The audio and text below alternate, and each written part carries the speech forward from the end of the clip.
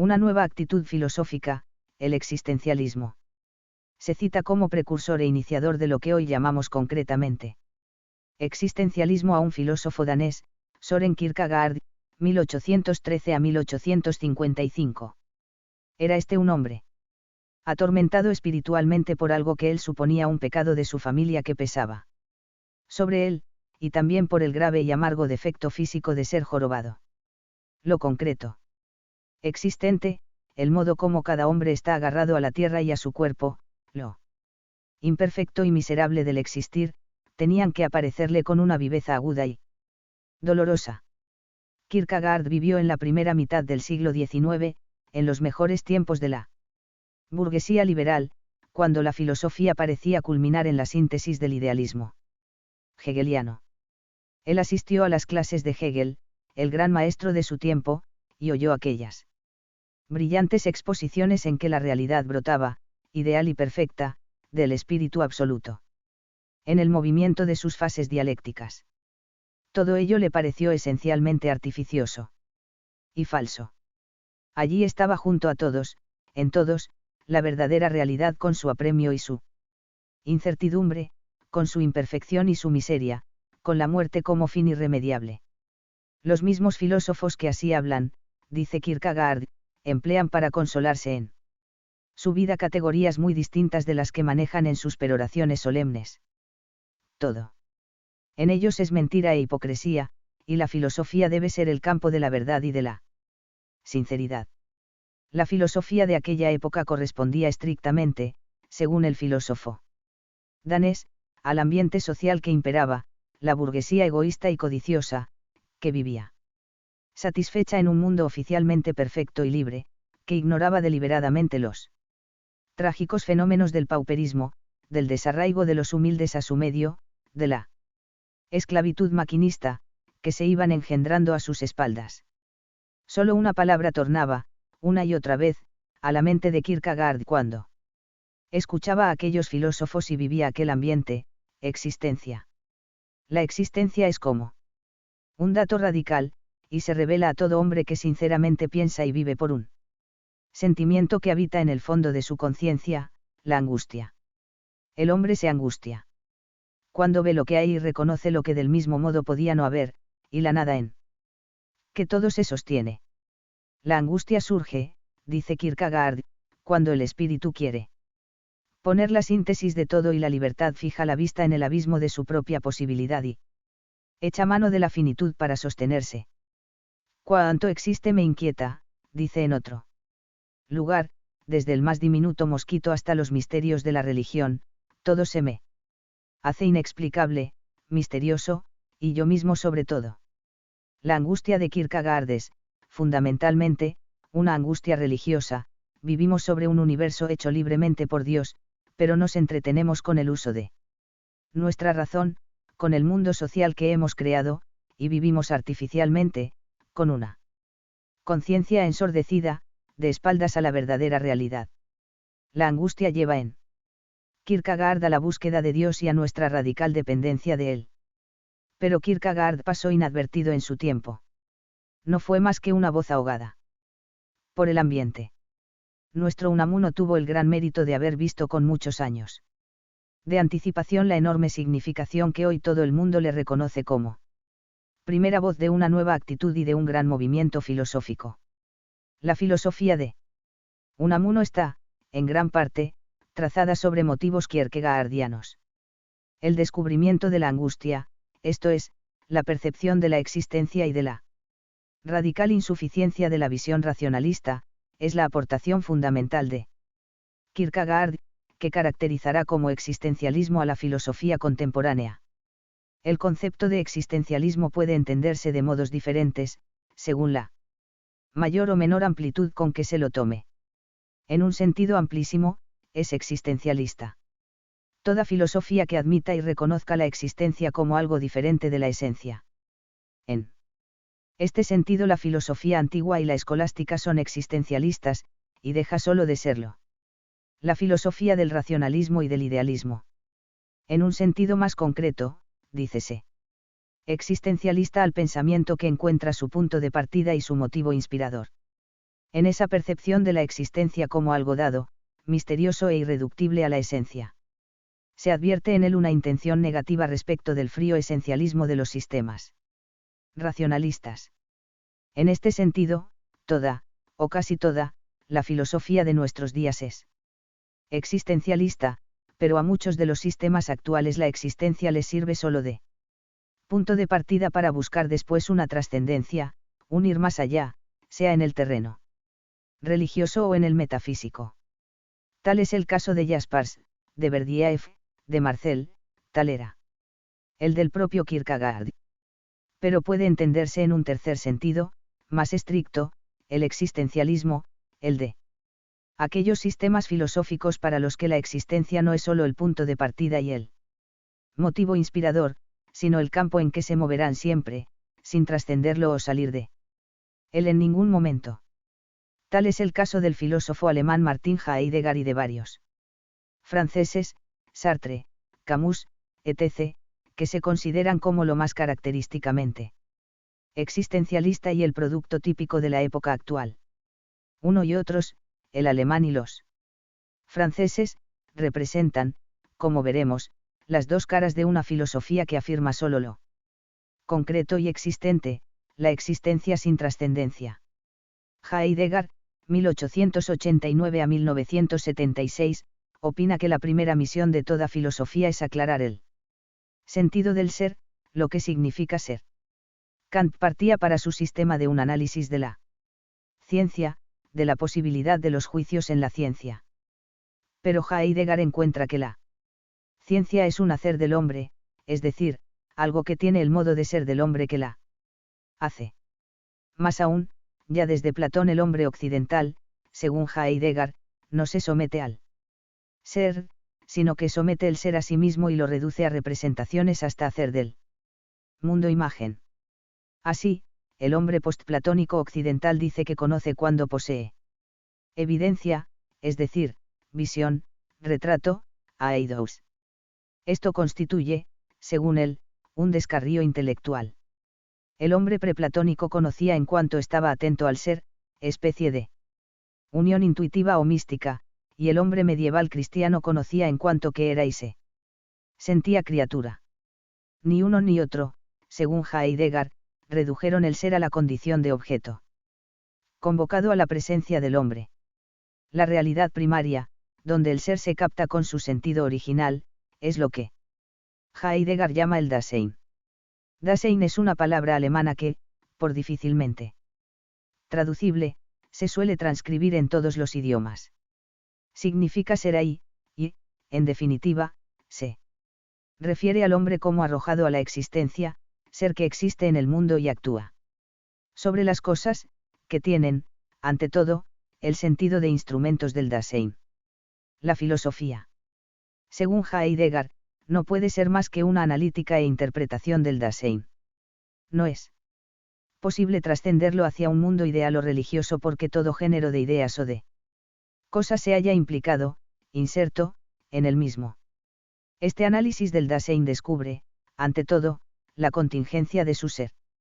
El Dasein aparece inexplicablemente en la realidad, sobre nada durante su vida en el poder no ser. Esto es, suspendido sobre la nada, y, entre sus muchas y fortuitas posibilidades, solo una es necesaria, el morir. El Dasein es un ser para la muerte, sein sunto de. Dentro de esta estructura fundamental en la que, según este análisis existencial, se mueve el Dasein, se registran dos modos opuestos de actuar, de enfrentarse con la realidad, la que Heidegger llama existencia inauténtica y la existencia auténtica. La primera, la inauténtica, es un entretenerse con las cosas, un entregarse a la trivialidad de las relaciones sociales o de los placeres estéticos, un olvidar la profunda tragedia de la existencia. La auténtica, en cambio, es un abrazarse con la angustia, un vivir consciente de la tragicidad del existir, una presencia constante del destino último de la existencia, la nada, a través de la muerte. El existencialismo heideggeriano tiene una doble significación en la historia del pensamiento, Por una parte constituye un reconocimiento del fracaso final de la concepción racionalista e idealista, es decir, el descubrimiento de la contingencia y la finitud en el ser que nos es más directa e inmediatamente conocido, el Dasein. Pero de otra, responde al postulado general de la filosofía moderna, que exige al hombre bastarse a sí mismo, no apoyarse en un mundo de realidades superiores, en un orden sobrenatural.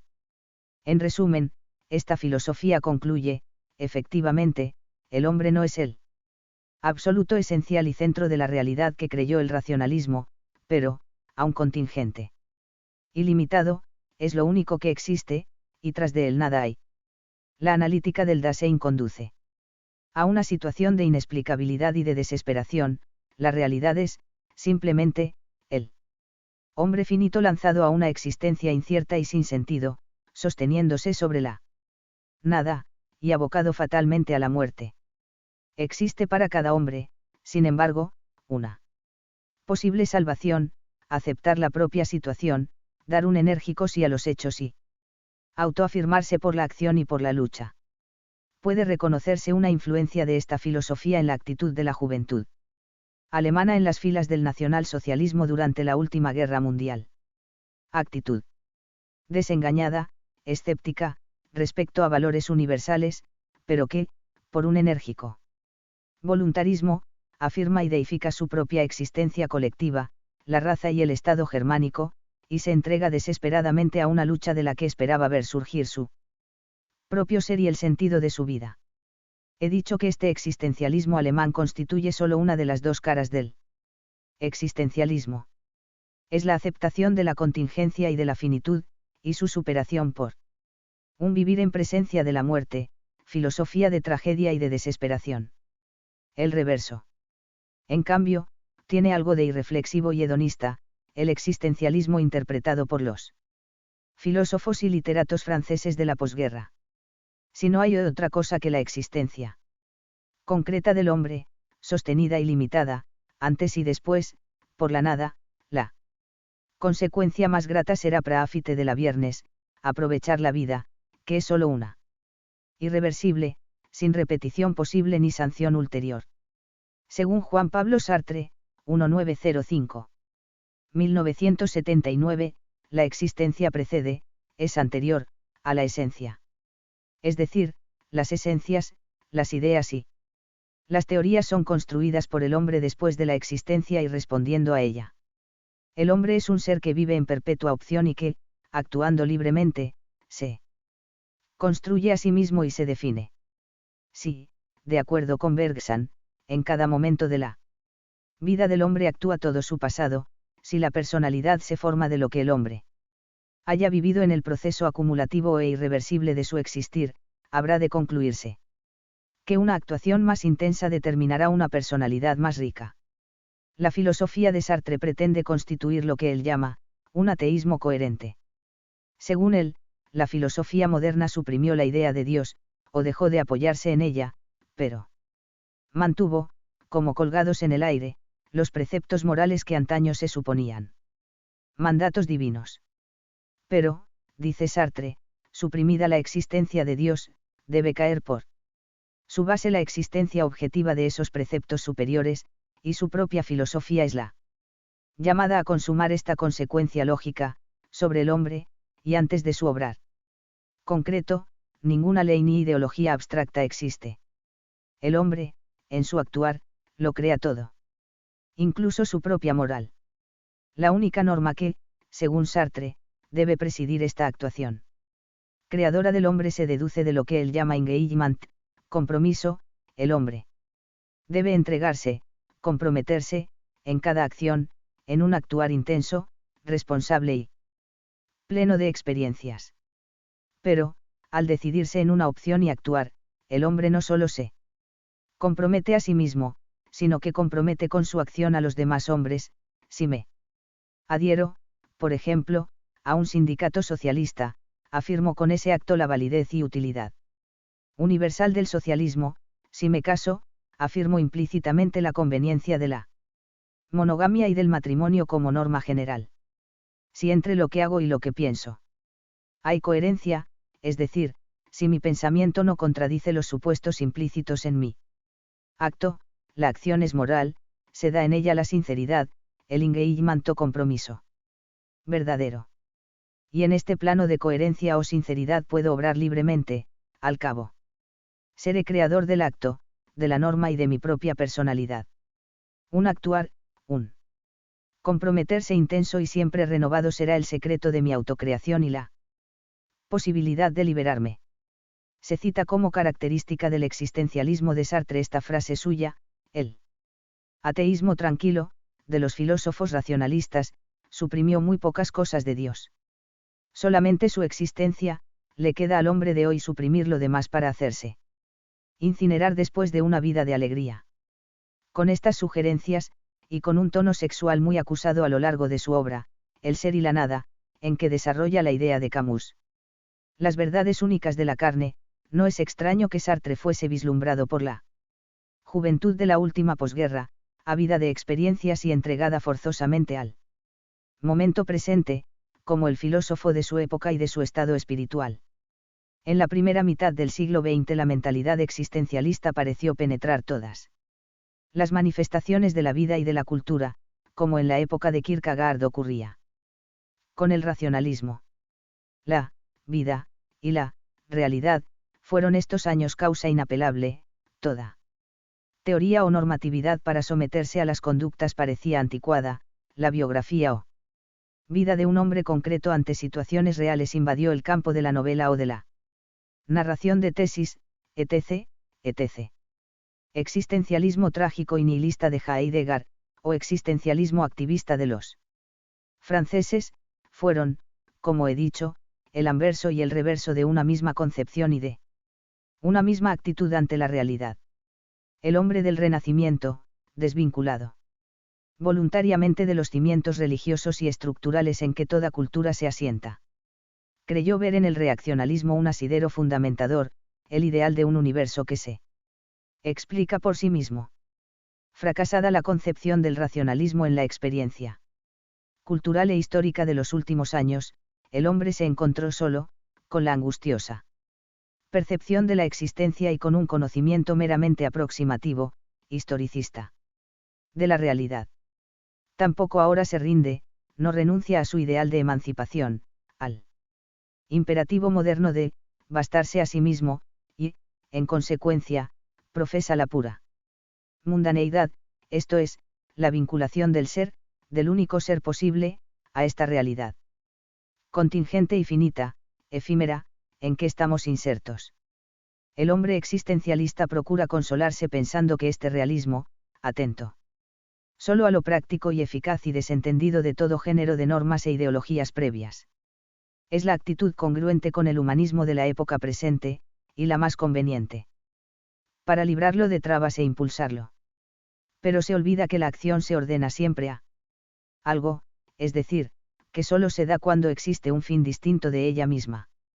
Dentro de una concepción monista, que admite un solo ser, no se explica la acción, porque carecería de término, de objetivo. Por eso los pueblos orientales eran esencialmente contemplativos, quietistas. Por eso también en el monismo idealista de un Hegel no se explica ese proceso activo del espíritu absoluto, porque si es absoluto no tiene motivo ni fin para ese movimiento. Por eso también, el monismo de los existencialistas, que no admite más realidad que esta concreta y material en que nos movemos, anula por sí mismo el dinamismo de la acción al matar todo género de ideales, tensiones y normas que sirvan de objetivo final a la acción.